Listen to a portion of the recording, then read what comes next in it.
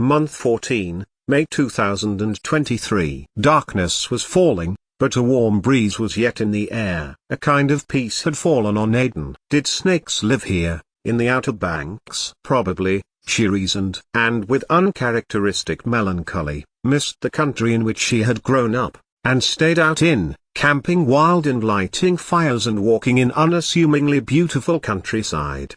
They had taken a trip to the Forest of Dean. Her father, John Drummond, the man who had raised her, had shown her how to survive in the wild. It had been the best weekend of her life, and had awakened something inside her. Days and nights afterwards, Aiden had dreamed of living outside, about camping and dwelling far and away from any town and city. She was doing it now, but in a different country. In the country of her parents' birth. Even now, the story seemed fantastical. A surge of anger rose in her chest as she thought of the photograph. John B. and Big John. Father and son. He was her father too. Aiden gripped the document in her hand before thrusting it into her oversized shirt pocket. At least he hadn't this. At least she was closer to solving the mystery, closer to finding it than John B. was. Yet Blackbeard's treasure. That was another fantasy. And here she was, with the evidence to the contrary on her very person. And in it, hadn't Rafe said so, or intimated the genetic lineage of her mother? Carla's only descendant. Rafe. Why was he in her mind now? A warm fire,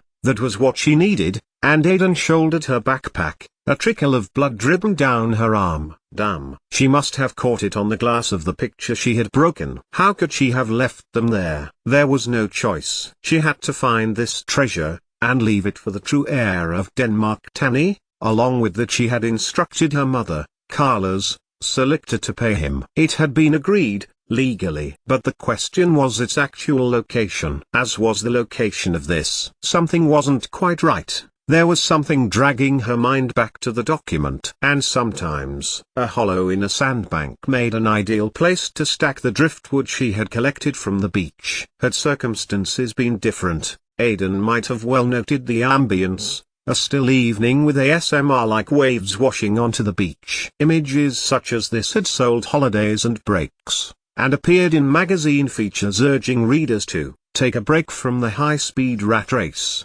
unwind, and so on. Two pieces of rock never worked, however, no matter how much she and her father had tried. Aiden had tried many times since, and had concluded that the spark must be created by certain rocks, or a particular type of tree to take advantage of the friction between two twigs. From her bag, a box of matches would have to suffice, one of two other things she had taken from Mr. Sun's home, that and a bottle of rum. It would keep her warm, a sip or two, for the spring night was bound to be chilly. The rest could fuel the fire for the sausages she had also liberated from the fridge. Darkness fell. And the sausages were busily being digested by her manic stomach acid, agitated as it had been by the lack of food these last few days. Aiden pulled her cardigan around her, and hunkered down in the sand, the warmth of the flames comforting her limbs, looking at the pieces. Her eyes nodded as the fire beguiled relaxation. Encouraged sleep. Tannehill. She needed to get to Tannehill, to find out whatever she could about this, and the gold that had already been discovered of the Royal Merchant, of the Cross, of El Dorado. Was the gold she yawned that she had promised to that she had agreed was the gold already part of this or was her mother's gold somewhere else? It was black night when the crack of dry wood shot Aiden awake. The map pieces fell from her hand and she only just managed to stop them uniting with the embers of the fire and becoming engulfed in the tired flames. A hand folded over hers. Hi. It was JJ. JJ Maybank was standing beside her, and had seen the nodding head, and chosen, that night, as he walked alone, walked anywhere other than home, the gentle glow of a well-laid fire. And it amused him to see who was sitting beside it. So, he sat beside her, watching Aiden as she slept. His best friend's half-sister, a person hidden away across the ocean. A love child. It amused him, too, that neither was willing to acknowledge one another's status, or talk about Big John B. Yet, She had organized for Pope to receive all of the Limbri money, keeping none for herself. Turn her back on a future filled with comfort, choosing a drifter's life just like himself. You were just about to drop these, he told her, as Aiden wriggled her arm from his grip. JJ finally let go of her hand, but not before the gratifying discovery that he was stronger than she was. He would have won the fight, if she had not backed away when she had seen the gun. He was stronger than her. And that was interesting. Thank you, Aiden replied, contritely. And she did not object when he sat down beside her, adding more dry wood to the dormant blaze. It fired up, crackling a little and spitting tiny sparks of bark flakes into the sky above them. His hand had been warm, as was his body, next to hers. She turned her head and proffered JJ the rum stolen from, well, her father, such status being par for the course in the Caribbean islands. Go on, or go home, Aiden told him, taking the bottle back. And she could not go home, though she missed it. How she missed those days, safe, predictable, unbelievably dull. It was only when JJ put a hand on her arm that she realized she was bleeding. No, no, come on, come back to mine, I can see you right. The wrong words. Aiden froze, then snatched her arm back. I need to be somewhere else, Aiden protested, nursing her arm with the cut. She just knew it. But where exactly? She had to trust that her feet would tell her. Get a few miles under them and her brain would come up with the right answer eventually. Would you like me to go with you? JJ asked her, sprinting after her after a few moments, as Aiden hurried away. Where are you going? Aiden was wrong. It wasn't a few miles. It was a few minutes, her feet pressing into the wave-damp sand as she hurried off. Aiden knew exactly where she needed to go. Tannehill. Her voice was exhilarating, elated, because she had seen the gold there, in her mind's eye, or something to do with gold at least. Because. Because. It was JJ's voice that brought her back to the present. You wanna go to Tannehill because. Aiden turned round to face him. She had seen the same tulip bulb. Something about this treasure was linked back there. The spirit and warmth of the fire had depressed her senses and Aiden marched over to JJ Maybank. I have been into that place so many times that ... and there's something I need from there. Something Rafe has. In the safe. Would you like me to go with you? JJ repeated. 'Cause I can get into places, out of places. I can. No. Aiden felt herself protest, loudly, sharply. And she put a hand between them. But her defense was short-lived, and JJ's blue eyes were what lingered in her mind as she remembered herself telling him, I need a place to hide out, before I break in. Because she had to find out about the skull, had to get to the bottom of the legend of Blackbeard. Because it wasn't just a legend, it was real history. She was the proof of that. My house has a bunker, for storms, JJ told her, and stepped as close as a heartbeat to Aiden, before holding out a hand. It's safe, you'll be safe. And Aiden took his hand, and a new path opened up to her. She could not go back, and she would go on, eventually. Now,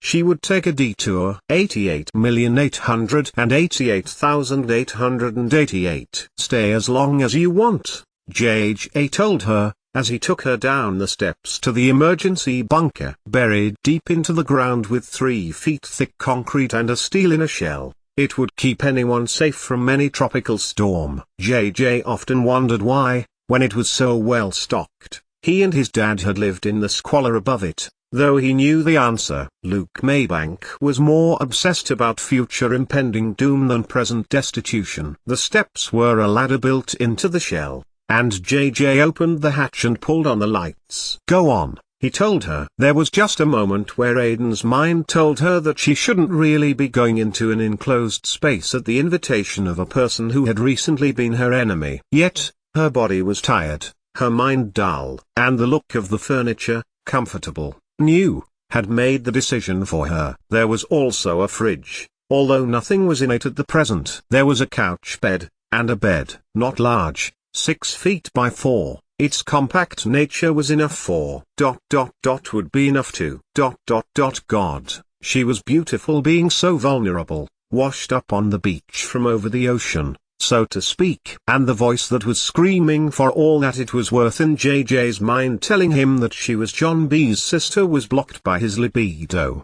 "I wish I had friends like yours," Aiden told him, as he closed the storm shelter and the industrial emergency lights clicked on, replacing the ones that had lit the steps. He sat on the couch, she on the bed. The map pieces, he knew, was in her pocket. He still might steal it, if she were to trust him enough to go to sleep. Yet, the idea of breaking into Tannehill and getting one over on Rafe was appealing more and more, as was the intriguing idea of knowing what the next step in the puzzle was. "Did you have no friends?" JJ asked her. She was within arm's reach, but she did not move, did not flinch, when he extended his arm to her. JJ turned the gesture into a consoling pat on her shoulder. "I had Doogie," Aiden told him, her face brightening. "I wonder where he is now." "Oh."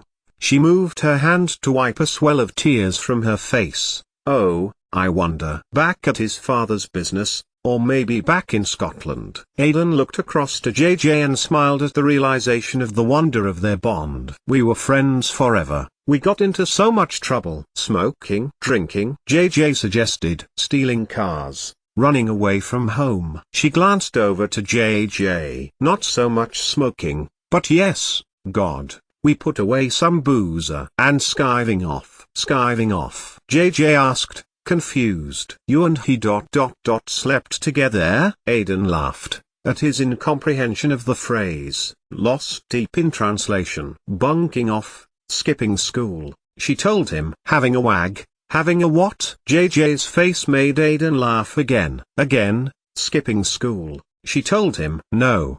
Doogie and I we were as close as two people could be platonically like brother and sister." "Ah," JJ replied, knowingly. "That's me and Key." Once, Aiden confessed, probably the first time she had breathed this secret aloud. "We slept with each other, once," she sighed. "So that it was done, and never an issue." Doogie hadn't protested, but it had been Aiden who had suggested it. After, they had sat on the bonnet of one of his dad's taxis under the new Severn Bridge and watched the car lights flashing through the windbreak gaps in its surface. "That was Pope and Key," JJ told her. "And I miss how we used to be." It spoiled everything, and it surprised JJ that it was so easy to tell her this. She was easy to talk to, not a stuffy, stuck-up Brit. "I'm sorry to hear that," Aiden told him, and moved herself down so she was lying on her side facing JJ, who had laid down on the couch bed. "It's how it is. I just miss how things used to be." He turned to look at Aiden, whose face was beautiful even in the white-green glow of the industrial lighting. "Do you miss anything?" "I miss home, I miss tea, and pants meaning pants, biscuits being small and something you have with a cup of tea, and I miss chips being big hot chunks of fried potatoes." Aiden paused, then added, "and cars being in the right lane." "They are on the right here," JJ told her. Aiden moved her head to look at his face. "I mean on the left," she continued, then sat back up, now in full flow as she remembered everything she might otherwise be eating, drinking or doing that could only be found to be done in Bristol.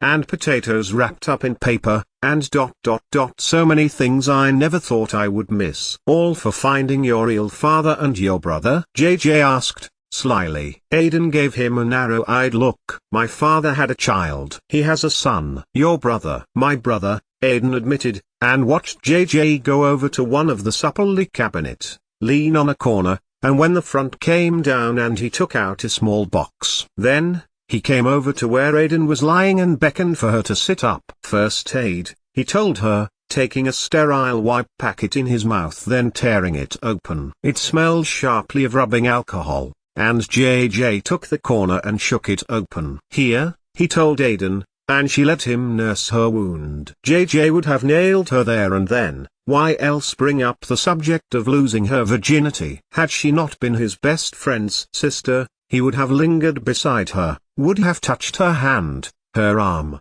her neck. Instead, he watched as Aiden Drummond settled down onto the bed and drifted almost instantaneously to sleep.